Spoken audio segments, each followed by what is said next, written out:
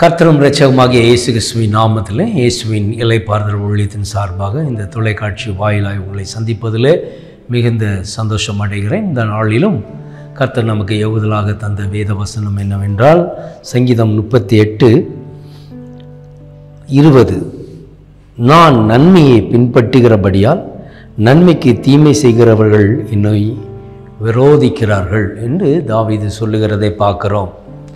நன்மைக்கு அவன் நன்மையை பின்பற்றுகிறான். நன்மையை பின்பற்றி நன்மைக்கு தீமை செய்கிறவர்கள் அவனை விரோதிக்கிறார்கள் என்று வேதம் சொல்லுகிறது. அப்போ அவன் எவ்வளவாய் நெருக்கப்பட்டிருப்பான். அவன் நன்மை தான் நாடுகிறான், நன்மை தான் செய்ய விரும்புகிறான். ஆனால் அந்த நன்மையை செய்கிறது படினால நன்மைக்கு தீமை செய்கிறவர்கள் அவனை விரோதிக்கிறார்கள். நன்மை செய்கிறோம், ஆனால் அவர்கள் தீமையை நமக்கு செய்கிறார்கள். இப்படி நிறைய காரியங்களை நம் வாழ்க்கையிலும் நாம் பார்த்து கொண்டிருப்போம். நம்ம அநேக நேரங்களில் கேட்கும் பொழுது நான் அவருக்கு நன்மை தான் செய்தேன், ஆனால் பாருங்கள் அவங்க எனக்கு தீமை செய்தார்கள், எனக்கு விரோதமாய் பேசினார்கள், என்னை புறம் பேசினார்கள், எனக்கு அவதூறுவை பரப்பி விட்டார்கள். இன்றைக்கி அவதூறு பரப்புவதெல்லாம் மிக எளிதான காரியம். இன்றைக்கி தொலைபேசி ஒன்று இருந்தால் போதும் அதில் வைத்து இன்றைக்கி அநேக உடைய வாழ்க்கையை சீறி கொளுத்து விடுவதற்காக அதை பயன்படுத்துகிறார், தவறாக பயன்படுத்தி கொண்டு இருக்கிறார்கள். அப்போ பாருங்கள், நாம் நன்மை செய்வதிலே சோர்ந்து போகாதீர்கள் என்று வேதம் சொல்லுகிறது. அப்போ நாம் நன்மை செய்வதற்காக நம்ம நன்மையை பின்பற்றி நன்மையை நாடி நன்மையை செய்வதற்கு நாம் பிரயாசப்படுகிறோம். ஆனால் பாருங்கள், நன்மைக்கு தீமை செய்கிறவர்கள் யாரோ அவர்கள் நம்மை விரோதிப்பார்கள். எப்படி தாவீதை விரோதித்தார்களோ அதே போல விரோதிப்பார்கள். ஆயினும் தாவீது சொல்லுகிறார், நான் வாயிருந்தும் ஊமையாக இருந்தேன், காதிருந்தும் செவிடனாக இருந்தேன் என்று. சில நேரங்களில் அப்படி இருக்க கடமைப்பட்டு இருக்கிறோம். ஏன்னா நம்முடைய வாழ்க்கையில் தீமை நாம் செய்கிறவர்கள் நம்மை விரோதிக்கும் பொழுது அவர்களோடு நாம் போராடாதபடிக்கு நாம் மௌனமாக இருப்பதே நல்லது, அதுதான் நலமானது என்று தாவீது நமக்கு சொல்லி தருகிறதை நாம் பார்க்கிறோம். செவிடர் போல காது கேளாதவர்களைப் போல இருப்பது மிக நல்லது. அநேக நேரங்களில் பாருங்கள், நாம் குடும்பத்திலே சகோதர சகோதரிகளுக்குள்ளாக நாம் நன்மை செய்திருப்போம், ஆனால் அவர்களோ நம்மை குறித்து தீமையான காரியங்களை பரப்பி கொண்டு இருப்பார்கள். அது இயல்பான ஒரு சூழ்நிலை. ஆனால் ஒன்று மட்டும் புரிந்து கொள்ளுங்கள், இயேசு கிறிஸ்து தன்னோடு கூட இந்த யூதாஸ் காரியம் தான் அவரை காட்டியே கொடுத்தார். அவன் கையில் பணப்பை இருந்தது, அவன் பலவீனமாக இருந்தான், அதனால தான் பிசாசன் அவனுக்குள் பூந்தான் என்று வேதம் சொல்லுகிறது. அவன் இடம் கொடுத்தான், அந்த காசின் மீது பற்றுதல் வந்தது, அதனால் அவன் இடம் கொடுத்தான். பிசாசன் அவனுக்குள் பூந்தான், கர்த்தராகிய இயேசு கிறிஸ்துவை காட்டி கொடுத்தான். ஆனால் யாரோ ஒருவர் காட்டி கொடுக்க வேண்டும், இதுதான் பிதானுடைய சித்தமாக இருந்தது. அப்போ இயேசு கிறிஸ்து மரிக்காவிட்டால் நமக்கு ரட்சிப்பு இல்லை. ஆனால் இயேசு கிறிஸ்துவை யாராவது ஒருவர் காட்டி கொடுக்க வேண்டும். அந்த 12 சீடர்களிலே ஏன் யூதாஸ் காரியோத் தேர்ந்தெடுக்கப்பட்டான் என்று பார்த்தோமானால் அவன் இடம் கொடுத்தான். அவனுக்குள் பண ஆசை உண்டாயிற்று. அதை பிசாசானவன் பார்த்தான், அவன்தான் அவன் என்று அறிந்து அவனுக்குள் பூந்தான். அவன் நமக்கு தீமை செய்கிறவர்கள் நம்மோடு கூட இருப்பார்கள், அவர்கள் நன்மைதான் செய்து கொண்டே இருப்பார்கள். திடீரென்று அவர்கள் பலவீனப்படும் பொழுது அவருக்குள் பிசாசானவன் பூந்து நம்மை விரோதிப்பார்கள். நாம் பாருங்கள், நம்ம குடும்பத்தில் கூட எல்லாரும் நல்லவர்கள் தான், இந்த பூமியில் பிறந்தவர்கள் எல்லாரும் நல்லவர்கள் தான். ஆயினும் துன்மார்க்கனும் நீதிமான்மாய் பிரிக்கப்பட்டு இருக்கிறதே. துன்மார்க்கன் இன்னும் துன்மார்க்கமாய் நடந்து கொண்டு இருக்கிறான், பரிசுத்தவான்கள் இன்னும் பரிசுத்தவான் ஆகட்டும் என்று வேதம் சொல்லுகிறது. இப்போ துன்மார்க்கனும் பரிசுத்தமானும் எதை குறித்து எப்படி அவர்களை அறிந்து கொள்ள முடியுமான செயல்பாட்டு. எவர்கள் தேவனுடைய சத்தத்துக்கு செவி கொடுக்கிறார்களோ அவர்கள் பரிசுத்தவான்கள், எவர்கள் பிசாசானனுக்கு செவி கொடுக்கிறார்களோ அவர்கள் துன்மார்க்கர்களாய் காணப்படுகிறார்கள். அப்போ துன்மார்க்கத்தில் பிரியப்பட்டு துன்மார்க்கமான காரியங்களிலே இடம் கொடுத்து அதை செயல்படுகிறவர்கள் இன்னும் துன்மார்க்கத்தினுடைய கனியை தான் புசிப்பார்கள். அது அவர்களை அழித்து போட்டுவிடும். யூதாஸ் காரியத் அவன் நாண்டு செத்தான் என்று வேதம் சொல்லுகிறது. அதற்கு காரணம் அவன் இடம் கொடுத்தான், பிசாசுக்கு இடம் கொடுத்தான். இன்றைக்கி நம்ம குடும்பத்திலும் ஏன் நாம் நன்மை செய்கிறோம், நமக்கு நன்மைக்கு தீமை செய்கிறோம், நம்மை விரோதிக்கிறதுக்கு காரணம் என்ன? அவர்கள் நன்மை அறிந்து கொள்ளாதபடி அவர்கள் சிந்தையை கெட்டி வைக்கப்பட்டிருக்கிறது. அப்போ அவர்களோடு நீ போராடி பேசி ஒரு பிரயோஜனம் இல்லை. இன்னைக்கு ஒரு நல்லா வாழ்ந்தானா அவனை பார்த்த உடனே பொறாமை வந்து விடுகிறது. ஒருத்தியுடைய வாழ்க்கை உயர்வதை பார்த்த உடனே பொறாமையின் நிமித்தமாய் அவர்களை குறித்து தவறாக பேசுவதும் இணையதளங்களிலே அவர்களை குறித்து தவறாய் பதிவிடுவதும் இன்னைக்கு இயல்பாய் மாறிவிட்டது. தங்களுடைய சம்பாத்தியத்துக்காக இணையதளங்களை பயன்படுத்தி கொள்ளுகிறார்கள்.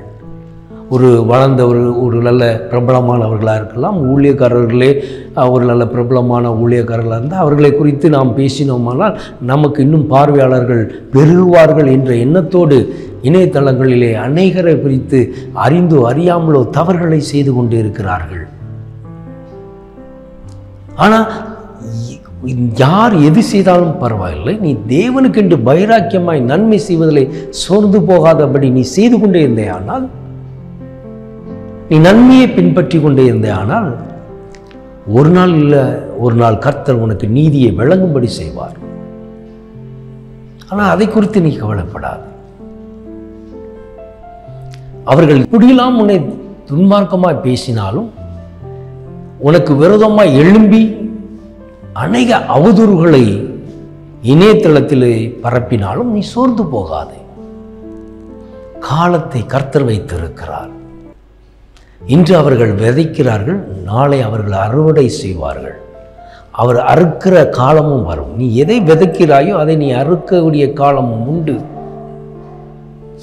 அதனால அந்த காலம் வரைக்கும் நீ மௌனமாயிரு, காது கேளாத போல செவடனாயிரு. யார் வேணா எதுவும் பேசி கொண்டு போகட்டும், யார் வேணா உன்னை அவதூறு பேசட்டும். நீ யார் என்பதை நீ முதல்ல புரிந்து கொள். நம்மை நாமே ஆராய்ந்து பாருங்கள். நாம் கர்த்தருக்கு பயந்து நடக்கிறோமா? கர்த்தருடைய வழியிலே நடக்கிறோமா? நன்மையை பின்பற்றுகிறோமா? அப்போ அந்த நன்மைக்கு ஒரு நாள் இல்லை ஒரு நாள் விலை உண்டு. அது மதிப்பிடத்தக்கவைகள் அல்ல, மதிப்பே இட முடியாது. அதனுடைய விலை முத்துகளை பாட்டிலும் மேன்மையானது. கர்த்தர் அதில் பிரியப்படுகிறார். அதுக்கு தான் ஞானம் வேண்டும். தாவீது யாரிடம் பேசவில்லை, மௌனமாயிருந்தான். யாருடைய சொல்லை கேட்கவில்லை, செவடனை போல இருந்தான். அவனுடைய சூழ்நிலையும் நெருக்கமான காலம்தான், வேதனைப்படுகிற காலம்தான், ஒடுக்கப்படுகிற காலம்தான். கூட இருந்தவர்களே அவனுக்கு விரோதமாக எழுப்பினார்கள். அவன் பெற்ற மகனே அவனை கொலை செய்வதற்கு வகை தேடினான். அப்சலோன் அவனை கொள்வதற்கு வகை தேடினதை வேதத்திலே பார்க்க முடியும். ராஜ்யத்திற்காக தகப்பனை கொன்று அந்த ராஜ்யத்தை பெற்றுக்கொள்வதற்காக அப்சலோன் வகை தேடினான். ஆனால் பாருங்க, அவன் முடி கர்வாளி மரத்திலே சிக்கி வானத்துக்கும் பூமிக்கும் நடுவில் தொங்கினது போல தொங்கினான். அதனால் நாம் எதை பின்பற்றுகிறோம், நாம் எதிலே நிலைத்திருக்கிறோம், அதுதான் முக்கியம். நாம் நன்மையை பின்பற்றினோமானால் அந்த நன்மை ஒரு நாள் இல்லை ஒரு நாள் அது முன்னே கொண்டு வந்து நம்மை நிறுத்திவிடும். நமக்கு விரோதமாக எழும்புகிற சத்ருவை கர்த்தர் நிர்மூலமாக்கி போடுவார். அதற்கு நாம் காத்து கொண்டு இருக்க வேண்டும். அவர்களோடு போராடுவதனால என்ன லாபம் இருக்கிறது? அந்த மாதிரி சூழ்நிலையை நீ கடந்து வந்தாயானால் நீ மௌனமாக இரு. அன்றைய காலத்திலே மொட்டை கடிதாசிகளை போட்டு அவர்களுடைய வாழ்க்கையை சீர்க்கு உழைப்பார்கள், நல்ல குடும்பங்களை பிரிப்பார்கள். இல்லாவிட்டால் இன்னொருபடி போய் பொன் பார்ப்பதற்காக மாப்பிள்ளை வீட்டார் வந்தால் அவர்களிடத்திலே தவறாக பேசி அந்த பொண்ணுக்கு மாப்பிள்ளை கிடைக்காதபடி அவதூறுகளை பரப்பி விடுகிற சன்னதிகளும் உண்டு. அதற்காகவே பஸ் எரிப்பை செய்தவர்களும் உண்டு. இந்த மாதிரி காரியங்கள் இன்றைய நாட்களில் அப்படி அவ்வளோ தூரம் போகாண்டாம். அவங்களுடைய கைபேசியின் மூலமாக அநேக செய்திகளை பரப்பி கொண்டு இருக்கிறார்கள். இதெல்லாம் எவ்வளவு வேதனைக்குரியது. பெண் பிள்ளையை பெற்ற தகப்பனுடைய உள்ளம் எப்படியாய் பதறும், அந்த தாயின் உள்ளம் எவ்வளவாய் கண்ணீர் வடிக்கும். ஆமாம், அது என்ன வேண்டும்? அதே போல் மகன் வீட்டாரும் மாப்பிள்ளை வீட்டாரும் அப்படிதான். இப்படி திருமணத்தை தடை செய்வது, குழந்தை கருத்தரிக்க விடாதபடி மந்திர சூனியங்களை செய்கிறவர்களே தெரிய வேறு. பாருங்கள், அவங்களுக்கு இடத்துல நன்மையை நீங்கள் எப்படி தேட முடியும்? அவர்கள் நன்மையை பின்பற்றவில்லையே, பிறருடைய வாழ்க்கையை சீர்குலைப்பதற்கான வழிகளை தேடிக்கொண்டிருக்கிறார்கள். அப்படி நீ தேடும் பொழுது உன்னுடைய வழிகள் அது உன்னை எடறி விழ பண்ணும். நீ தோண்டுகிற குழியிலே நீயே விழுவாய். கல்லை புரட்டுகிறவன் மீது அந்த கல் பெறணும். ஒரு கால் மாறும், ஒரு காலம் மாறுகிற நாள் வரும். ஆனால் இன்னைக்கு அநேக குடும்பங்களை பிரிக்கிற பிரயாசப்பட்டு கொண்டு இருக்கிறார்கள். அந்த நாட்களிலே பொய் சொல்ல வேண்டும், பொய்யை சொல்ல வேண்டும். இதில் தொலைபேசி மூலமாய் ஏதாவது ஒரு காரியத்தை பார்த்து கொள்ள வேண்டும். அப்படி தான் இருந்தார்கள். ஏன்னா இன்றைக்கி அப்படி இல்லை. இணையதளங்களிலே பலவிதமான செய்திகளை அனுப்பி லகுவாய் குடும்பங்களை பிரித்து விடலாம். குடும்பத்துக்குள்ள சந்தேகத்தை ஏற்படுத்தி விட்டு விடலாம். இப்படி பலவிதமான காரியங்கள் ஒருவனுடைய முன்னேற்றத்தை தடை செய்வதற்கும் ஒருவனுடைய முயற்சியை கெடுப்பதற்கும் வகை தேடிக்கொண்டிருக்கிற சந்நிதியர் அநேகர் இன்னும் வாழ்ந்து கொண்டு இருக்கிறார்கள். அவர்களுக்கு நன்மையை பின்பற்றுகளை கண்டாலே பிடிக்காது. காரணம், அவர்கள் தீமையை பின்பற்றி கொண்டு இருக்கிறார்கள். அதனால அவர்கள் நம்மை வெறுப்பார்கள். யார் வெறுத்தால் என்ன? கர்த்தர் நம்மை நேசிக்க வேண்டும். கர்த்தர் நன்மை செய்வராய் சுட்டி தந்தார் என்று வேதம் சொல்லுகிறது. அப்படிப்பட்ட இயேசுவை நீ பின்பற்றினே ஆனால் நாம் நன்மை செய்வதிலே சோர்ந்து போகாதபடி நன்மையை பின்பற்ற வேண்டும். அப்படி நாம் நன்மையை பின்பற்றும் பொழுது அதனுடைய ஆசீர்வாதம் நமக்கும் நம் சந்நிதிக்கும் கர்த்தர் வைத்தருள்வார். நீ நன்மையை விதைக்கும் பொழுது நன்மையை தான் நீ அறுவடை செய்வாய். அதனால் தீமை செய்கிறவரும் கொடுமையானவர்களினுடைய போக்கியும் பார்த்து பொறாமை கொள்ளாதபடி நாம் எச்சரிக்கையாய் வாழ வேண்டும். அவர்கள் எதில் இடறி விழுவார்கள் என்று அவர்கள் அறியாது இருக்கிறார்கள். அவர்கள் காலத்துக்கு பிறகு அவருடைய சன்னதி எப்படி இருக்கும் என்று அறியாமல் இருக்கிறார்கள். இப்படி செய்கிறவருடைய சன்னதி மிக கீழாய் காணப்படுகிறது. இந்த நாட்களில் பார்க்க முடியும். அநேகர் பைத்தியமாக தெருவுகளை சுற்றுகிறவர்கள் அவர்கள் பெற்றோர்கள் சேர்த்து வைத்த சொத்துக்களை கூட அவர்கள் அறிந்திருக்க மாட்டார்கள். அவைகளெல்லாம் விட்டு தெரு ஓரங்களும் ரோடு ஓரங்களுமாய் துணிகள் இல்லாமலும் சிந்தை ஒரு நிலை இல்லாமலும் பைத்தியமாய் திரிகிறார்கள். இதெல்லாம் சாபம். இது முன்னொரு பிறருக்கு செய்த சாபம். அது 15 தலைமுறைகளை உங்களை தொடரும். அவர் 15 தலைமுறைகள் விசாரிக்கிற தேவனாய் இருக்கிறார். 3-4 தலைமுறையை விசாரிப்பார் சாபத்தை. அதனால் நாம் எதை செய்தாலும் பயபக்தியோடு செயல்பட வேண்டும். அதனால் யாருக்கு நன்மை செய்கிறோம் என்பதை அறிந்து செய்ய வேண்டும். நமக்கு திராணி இருக்கிறதா, செய்யத்தக்கவருக்கு செய்யாதிராதே அப்படி என்று வேதம் சொல்லுகிறது. நீ யாருக்கு செய்ய வேண்டும் என்பதையும் அறிந்து அவர்களுக்கு செய்ய வேண்டும். செய்யத்தக்கவர்களுக்கு நீ செய்ய வேண்டும். நன்மை செய்வதிலும் அறிந்து செய்வது மிக மிக அவசியமாய் காணப்படுகிறது. அதனால் ஒருவேளை நம்ம நன்மையை தான் பின்பற்றுறோம், ஆனால் நமக்கு தீமை செய்கிறவர்கள் நம்மை விரோதிக்கிறார்களே என்று கவலைப்படாதீர்கள். கர்த்தராக இயேசு கிறிஸ்துவை காட்டி கொடுத்தது மட்டுமல்ல, அவர் சிலுவையில் அடிக்கப்பட்டு அவருடைய இரத்தமெல்லாம் சிந்தி சரீரம் முழுவதும் பிக்கப்பட்டு அவர் தன் ஆவியை பிதாவினிடத்தில் ஒப்பு கொடுத்த பின்பாக வெறும் சரீரமாய் தொங்கிக் கொண்டிருந்த அந்த சரீரத்தை கூட ஒரு போர் சேவகன் தன் கையில் இருந்த ஈட்டி எடுத்து விழாவிலே குத்தினான்.